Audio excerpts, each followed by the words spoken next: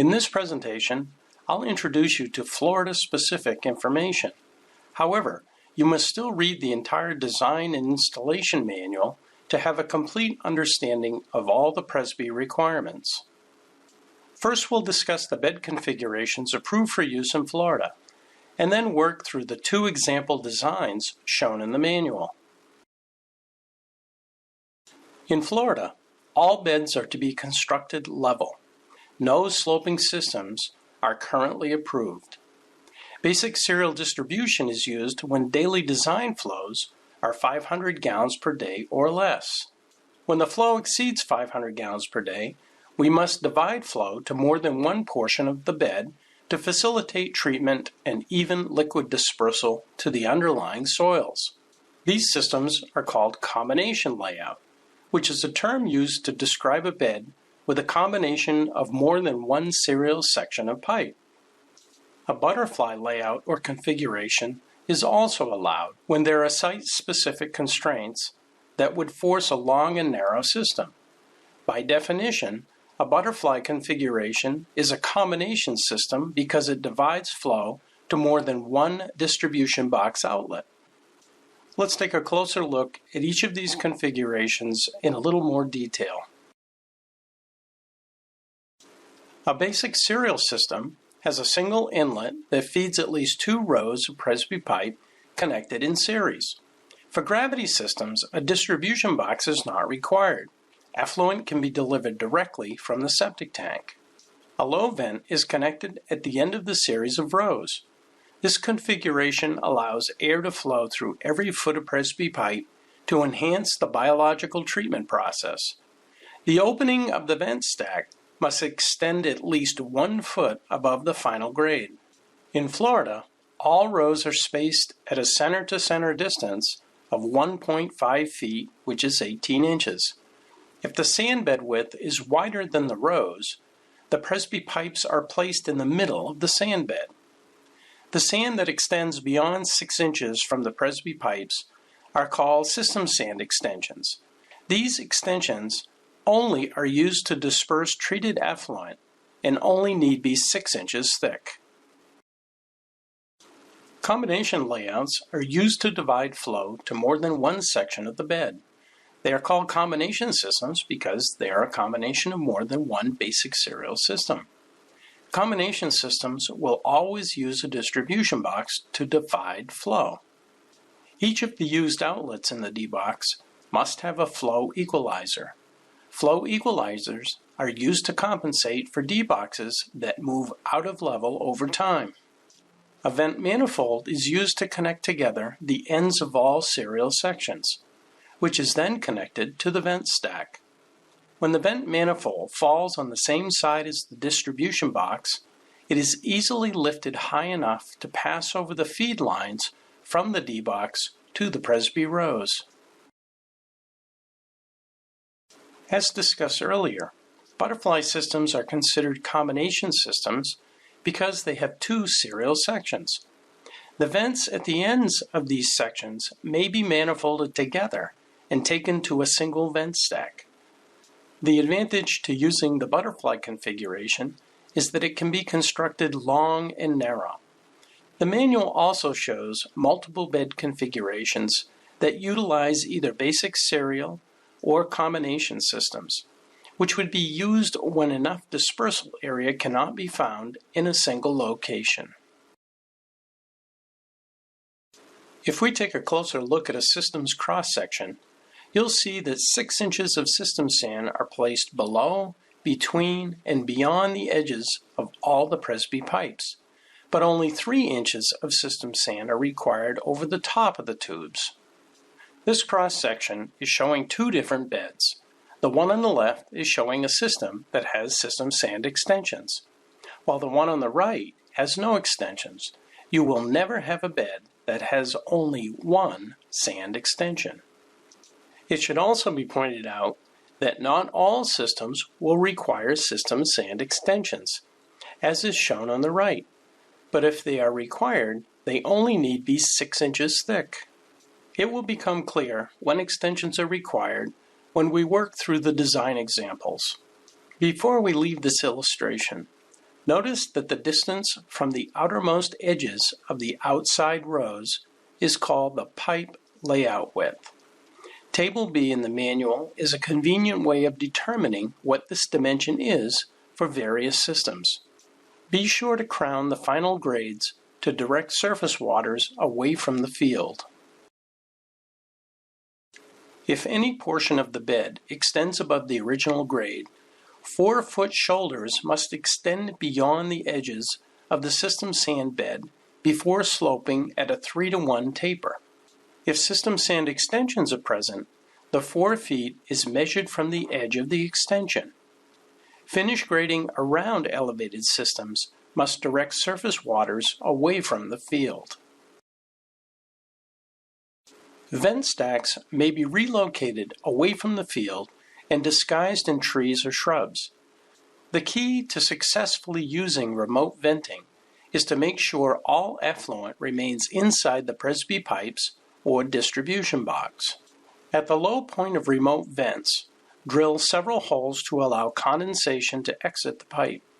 Be sure the low point of the vent system is well above the seasonal high water table, or you will be creating a potential water trap, which would stop all airflow. See the manual for complete details. This illustration shows both a high and low vent, as would be the case for a system where effluent is being delivered to the D-box by a pump. Another popular means of eliminating high vents is to utilize bypass venting. The high vent is routed from the distribution box back to the pump chamber or septic tank, which allows the air to flow up the roof stack. This method would only be used when a pump is involved in delivering effluent to the field. As discussed in an earlier presentation, the Presby pipe provides the effluent treatment, while the system sand provides the liquid dispersal to the underlying soils. For these reasons, the Presby pipe requirement is calculated separately from the sandbed area.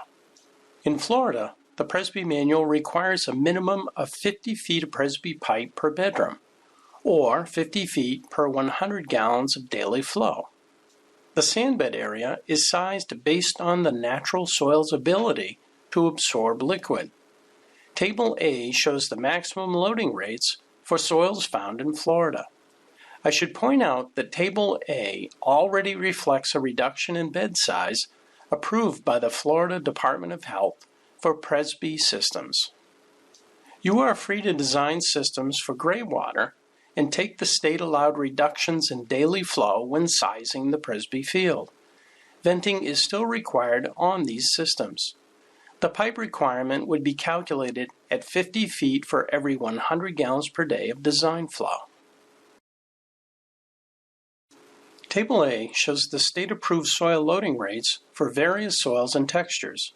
For example, a system being constructed for a 3-bedroom home on soils that are determined to be loamy sand, slightly limited, a 1.25 gallon per day per square foot loading rate is acceptable. Dividing our 300 gallons per day or 3-bedroom loading by the 1.25 loading rate results in a minimum sand bed area of 240 square feet being required. Now let's work through the 2 design examples shown in the manual. We're going to use a design worksheet created just for Florida systems. The worksheet is available for download from our website. However, it is not required that you use it. The worksheet has divided the design process into 8 easy steps and is only meant to be used as a guide. After you become familiar with our product, you may not feel the need to use the worksheet at all. The first thing we note on the worksheet is the design criteria, which are at least the daily design flow in bedrooms or gallons per day, the soil designation, and any other important information. In this example, you'll see that I've noted the system is limited to less than 60 feet by a site constraint or setback. Step 1 calculates the required Presby pipe for our daily flow. For our example, we multiply 4 bedrooms times 50 feet per bedroom, resulting in 200 feet of Presby pipe being required. In step 2, we use the soils and Table A to find and then calculate the sand bed area. First, let's convert the 4 bedrooms into gallons per day of flow. We do this by multiplying 4 bedrooms times 100 gallons per day per bedroom, which is 400 gallons per day. Next, we need to find the soil loading rate for our site. For a loamy sand that is slightly limited, Table A allows a soil loading rate of 1.25 gallons per day per square foot. Dividing our 400 gallons per day of flow by 1.25 provides a minimum required sand bed area of 320 square feet. In step 3, we need to calculate if the daily flow will require the use of a combination system. A basic serial system is limited to 500 gallons per day, so you intuitively know that this 4-bedroom system doesn't require a combination layout. But let's use the worksheet to prove this. We take our 400 gallons per day flow rate and divide this by 500. If this number is fractional, we round up to the next whole number. 400 divided by 500 equals 0.8, which is fractional. So we round up to 1 serial section being required. This shows that we can use a basic serial layout for this design. In step 4, we select a Presby pipe row length and determine how many rows will be required. For this example, we imposed a site constraint that forces the bed to be less than 60 feet long. Because 200 feet of Presby pipe are required, a 50-foot row length will evenly divide into 4 rows and satisfy the site constraint of a bed being less than 60 feet. Continuing with step 4, we check that the number of rows is evenly divisible with the number of required sections. Because only 1 section is required, our 4-row system is acceptable. Step 5 begins the process of determining the system sand bed dimensions. We start with finding the system sand bed length, which is always the pipe row length plus 1 foot. This will provide 6 inches of sand beyond the ends of all the rows. In this example, our sand bed length is our 50-foot row length plus 1 foot, equaling 51 feet. Step 6 calculates the minimum sand bed width that will satisfy the sand bed area requirement. To find this, we divide our 320 square feet of system sand bed area by our 51-foot sand bed length. This requires the sand bed width to be at least 6.28 feet wide. But is this enough to cover all the Presby pipes? Step 7 looks at how much sand is needed to cover all the Presby rows. Table B helps us do this.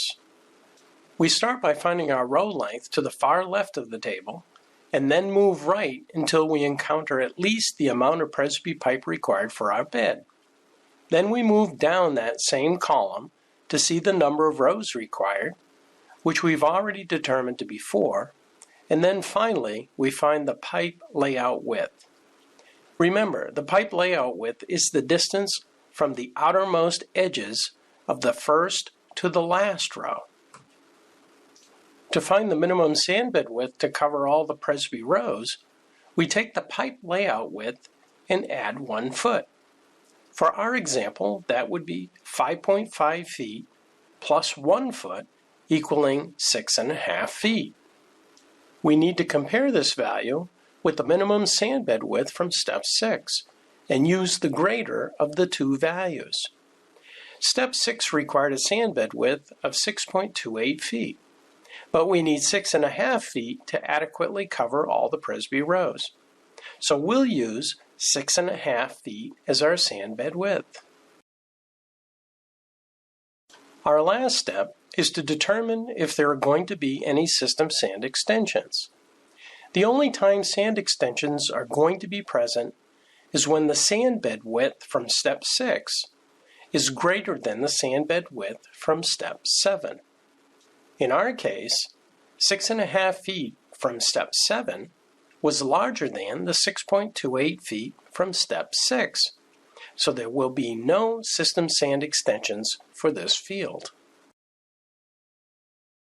This is an illustration of the Presby bed we just designed. It uses basic serial distribution, has 4 50-foot long rows, spaced 1.5 feet center to center. The resulting sand bed dimensions are 6.5 feet wide by 51 feet long. The vent is attached to the end of the last row in the series. Because the design criteria said the seasonal high water table was at 48 inches, this bed can be constructed entirely below the original grade. 24 inches is the required vertical offset to the water table and is measured to the bottom of the system sand. All horizontal setbacks are measured to the outermost edges of the system sand bed, including system sand extensions.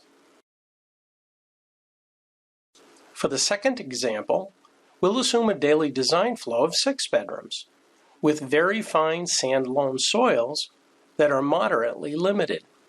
The seasonal high water table is again at 48 inches, and our site will limit our bed length to under 80 feet. Step 1 shows that for 6 bedrooms, 300 feet of Presby pipe are required.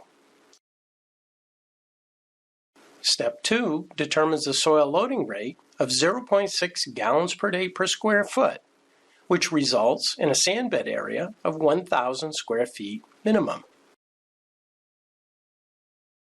Step 3 requires our system to divide flow into at least 2 serial sections, so our bed will be a combination layout. If we choose a row length of 75 feet, we will require 4 rows, which is evenly divisible by our 2 serial sections, meaning we will have 2 rows per serial section. If we had chosen a row length of 50 feet, we would have needed 6 rows, with 3 rows in each serial section. This would have been a perfectly acceptable alternate design.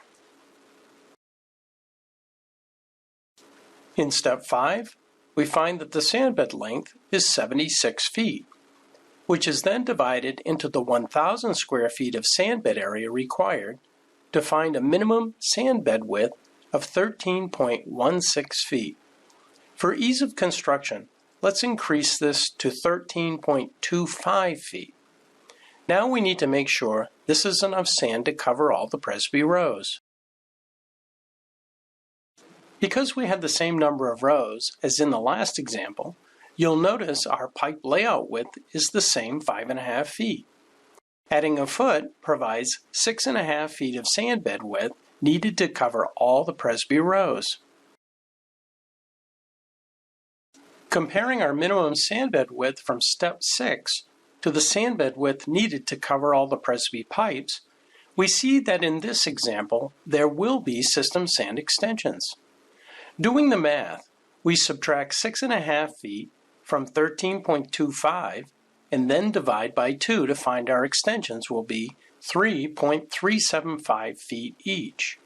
You can feel free to adjust this value upward for construction purposes, but in our example, we'll use the original value.